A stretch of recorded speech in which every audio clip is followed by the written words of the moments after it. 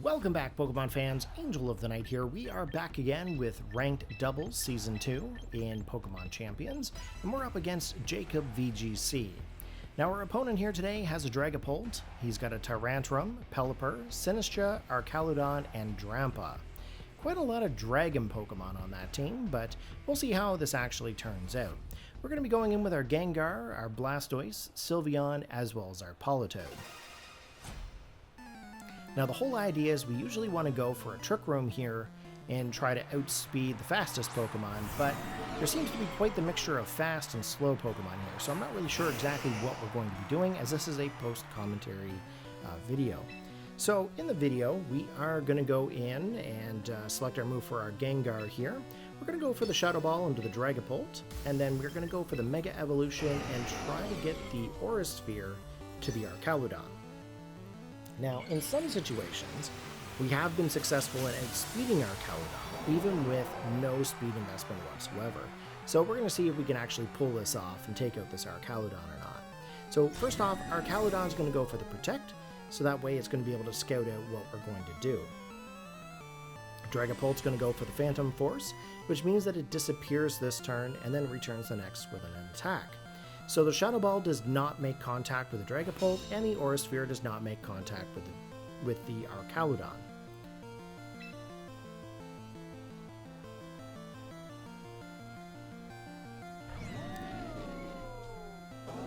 So as you can see here, we're trying to debate on what the best option is for us.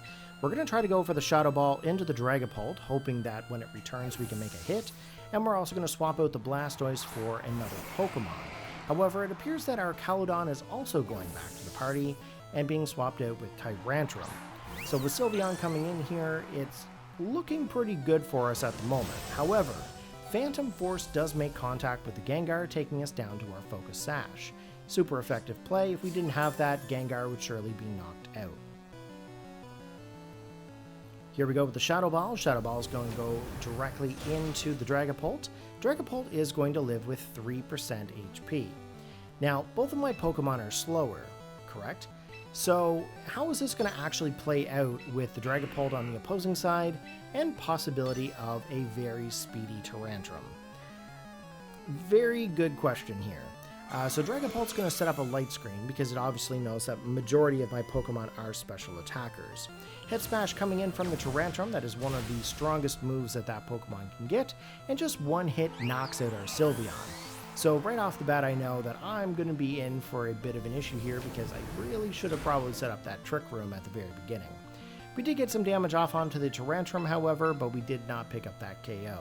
We were really hoping that Sylveon was going to be able to get that Hyper Voice and be able to take out the Dragapult, as well as do chip damage to the Tyrantrum, where the move from Gengar would have been able to knock it out. At this time, Gengar, I'm kind of like, well, I really should have gone for Trick Room here. We just ended up locking into a move, and then with the Politoed, we're going to try to go for the Muddy Water. Now, Muddy Water should be able to hit both of those Pokemon at the same time, but there is a bit of an issue here because of our Arcaludon.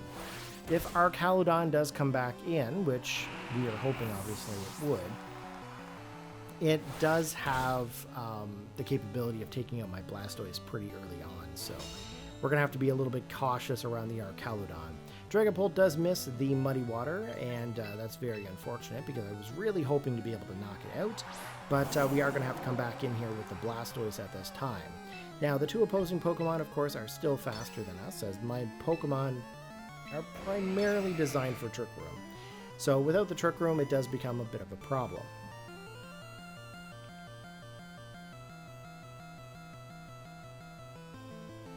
So we are locked into our moves here. We're going to go for the Fake Out into the Tyrantrum. And then with the Politoed, it is going to get hit by the Dragon Dart. It's doing a little bit of chip damage here.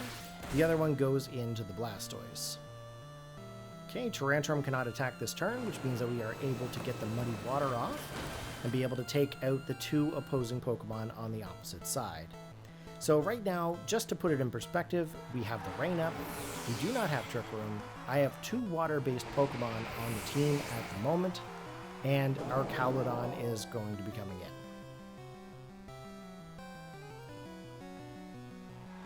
Okay, there it is, there's the Arcaludon. And of course, Pelipper comes in. which means obviously we aren't going to go for any kind of a water spout based move. We are, however, going to lock in for the Aura Sphere, as well as, I believe, the Muddy Water, too. But we'll see what happens here.